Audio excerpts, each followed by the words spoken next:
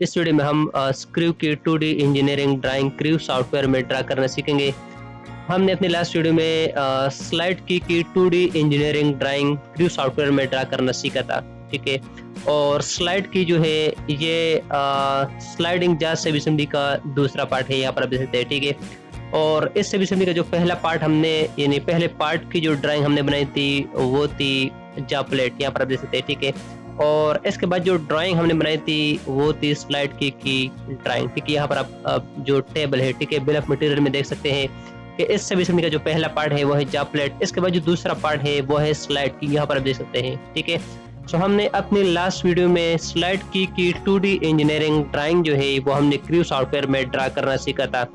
और आज की इस वीडियो में हम स्लाइडिंग जाज सब असेंबली की जो नेक्स्ट पार्ट है, ठीक है, जो कि है स्क्रू, ठीक है, 3 नंबर पर जो पार्ट है यहाँ पर देख सकते हैं, ठीक है। यहाँ पर आप बैलून भी लगा हुआ देख सकते हैं। सो आज हम इस वीडियो में स्क्रू की 2D इंजीनियरिंग ड्राइंग जो है वो हम क्रू सॉफ्टवेयर में प्रोफेशनल तरीके से ड्रॉ करना सीखेंगे।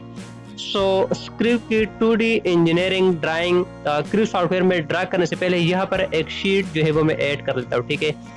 सो शीट ऐड करने के लिए यहाँ पर प्लस की एक सिंबल है, इसके ऊपर क्लिक कर ले और यहाँ पर आप देख सकते हैं कि शीट नंबर 12 जो है वो ऐड हो चुका है।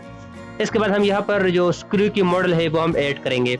सो मॉडल ऐड करने के लिए जहाँ पर हमारे पास जो सभी असेंबली है उसी शीट में चला जाता हूँ, ठीक है। और यहाँ पर जो है पार्ट मौजूद है स्क्रू, ठीक है। और यहाँ पर आप मॉडल ट्री में देख सकते हैं, यहाँ पर सारे पार्ट्स जो है वो अवेलेबल है। सो जिस पार्ट या सभी असेंबली की आपने ड्राइंग बनानी है इसके ऊपर आप सबसे पहले आपने इसको सेलेक्ट करना है, ठीक है। माउस की जो लेफ्ट माउस बटन है उसके जरिए अपने पार्ट को सेलेक्ट करना है। इसके बाद माउस की जो राइट बटन है वो आपने प्रेस करना है और यहाँ से आपने सेलेक्ट करना है सेट/एड ड्राइंग मॉडल, ठीक है। इस ऑप्शन के ऊपर आपने क्लिक करना है। इसके ऊपर क्लिक करने के बाद आपने जिस शीट के ऊपर आपने ड्राइंग बनाना है उस शीट पे आपने चले जाना है, ठीक है। शीट नंबर 12 पे आने के बाद आपने जनरल के ऊपर क्लिक करना है। इसके ऊपर क्लिक करने के बाद इसको ओके करना है और इसके बाद माउस की जो लेफ्ट माउस बटन है वो आपने क्लिक करना है। तो यहाँ पर आप देखते हैं कि स्क्रू की जो आइसोमेट्रिक व्यू है वो यहाँ पर इंसर्ट हो चुका है, ठीक है। ये व्यू टाइप है, यहाँ से आप जो है इसकी व्यू जो है वो आप कंट्रोल कर सकते हैं, ठीक है। इसको ओके करें। अगेन आप जनरल व्यू के ऊपर क्लिक कर ले, ओके करें और लेफ्ट माउस बटन जो है वो आप प्रेस कर ले और इसके बाद हम इसकी व्यू जो है चेंज करेंगे। सो यहाँ से मैं सेलेक्ट कर लेता हूँ फॉर एग्जांपल टॉप, ठीक है, राइट कर ले। यहाँ से आप मुख्तलिफ व्यू जो है वो आप यहाँ से देख सकते हैं। सो यहाँ से मैं लेफ्ट जो व्यू है व्यू टाइप वो मैं सेलेक्ट कर लेता हूँ, ठीक है। अप्लाई करें और ओके करें। अब इन व्यू के मैं जो है सेटिंग्स करूंगा, ठीक है। यहाँ पर होते हैं लॉक व्यू मोमेंट। अब इन व्यू को मैं मोमेंट नहीं दे सकता क्योंकि यहाँ पर ये जो है ये सेलेक्टेड है, तो इसको आप अनसेलेक्ट या अनचेक करें। अब इन व्यूज को मैं जो है मोमेंट दे सकता हूँ, ठीक है, इधर उधर मैं कर सकता हूँ। अब इस व्यू को मैं मजीद एक व्यू बनाऊंगा, ठीक है। तो यहाँ से आप प्रोजेक्शन व्यू सेलेक्ट कर ले और इस व्यू को सेलेक्ट करके इसको नीचे की तरफ ले जाए तो आपके पास जो है इसका फ्रंट व्यू आ जाएगा। अब इसकी स्केल जो है वो हम सेट करेंगे, ठीक है। शीट के हिसाब से हम इसकी जो स्केल है वो हम एडजस्ट करेंगे। तो यहाँ पर हमारे पास स्केल की एक ऑप्शन मौजूद है, इसके ऊपर डबल क्लिक कर ले और यहाँ पर आप टाइप कर ले 6 फॉर एग्जाम्पल, ओके करें। सो अब जो है स्केल इसका जो है वो शीट के हिसाब से एडजस्ट हो चुका है, ठीक है। अब इन दोनों व्यू को सेलेक्ट कर ले, ठीक है। और सेलेक्ट करने के बाद आप माउस की जो राइट बटन है वो आप प्रेस कर ले और इस पेंसिल के ऊपर क्लिक कर ले और यहाँ से जो है आप व्यू जो डिस्प्ले जो स्टाइल है वो आप चेंज कर ले। तो यहाँ से मैं सेलेक्ट करता हूँ नो हिडन और यहाँ से मैं सेलेक्ट करता हूँ सॉलिड, अप्लाई एंड से ओके, ठीक है। अब यहाँ पर मैं एक और व्यू बना लेता हूँ, ठीक है। ये जो फ्रंट व्यू है और इस फ्रंट व्यू की फिर हम एक सेक्शन व्यू बनाएंगे, ठीक है। सो सबसे पहले आपने मॉडल जिस फॉर एग्जांपल इस मॉडल के मैं ओपन कर लेता हूँ, ठीक है, आपको समझाने के लिए। और फॉर एग्जांपल मैंने इस मॉडल को जो स्क्रू है इसको इस प्लेन से यानी मिड से मैंने इसको काटना है, सेक्शन करना है, ठीक है। सो यहाँ पर आप इसकी जो प्लेन है वो आप डिस्प्ले कर ले और मैंने सेक्शन के लिए जो है इस प्लेन को मैंने यूज करना है, ये वाला ये जो प्लेन है यहाँ पर जो फ्रंट प्लेन है, ठीक है। सो जहाँ से आपने मॉडल को काटना है, सेक्शन करना है, सबसे पहले आपने वो प्लेन जो है वो मालूम करना है, ठीक है। या अगर प्लेन नहीं है तो आपने न्यू प्लेन जो है वो ऐड करना है, न्यू प्लेन जो है आपने क्रिएट करना है, ठीक है। रीजनरेट कर ले और सेव करे। इसके बाद इस विंडो को क्लोज कर ले, ठीक है। सो हमें पता चल गया कि फ्रंट व्यू से जो है हमने इस मॉडल को सेक्शन करा, ठीक है। सो इसके ऊपर डबल क्लिक कर ले, फिर इसके बाद आप सेक्शंस के ऊपर क्लिक कर ले और यहाँ से आप 2D क्रॉस सेक्शन जो है इसको सेलेक्ट कर ले और प्लस के ऊपर क्लिक कर ले। यहाँ से आप सेलेक्ट कर ले क्रिएट न्यू और इसके बाद डन कर ले। ठीक है, डन करने के बाद यहाँ पर आप नेम जो है वो आप टाइप कर ले। ठीक है, फॉर एग्जांपल मैं ए टाइप करता हूँ, कैपिटल ए।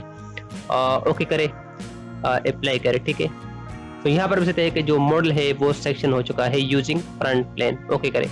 अब इसकी जो हैचिंग है ये भी आप यहाँ से कंट्रोल कर सकते हैं। ठीक है, हैच की जो कलर है, स्केल जो है, ये सारी चीजें आप यहाँ से कंट्रोल कर सकते हैं। हैच को सेलेक्ट करें। ठीक है, सबसे पहले इसकी जो स्केल है वो मैं कम कर लेता हूँ। फॉर एग्जाम्पल इसकी स्केल में करता हूँ 50। ठीक है, कलर जो है वो आप यहाँ से चेंज कर सकते हैं। ठीक है, जैसे मैं रेड कलर सेलेक्ट करता हूँ तो यहाँ पर इसकी जो हैच है, ठीक है, स्केल हमने कम कर दिया और इसका जो कलर है वो भी हमने चेंज कर दिया। इसके बाद हम इसके ऊपर सेंटर लाइन जो है वो हम लगाएंगे। ठीक है, सेंटर मार्क और सेंटर लाइन लगाएंगे। एनोटेट के ऊपर क्लिक कर ले।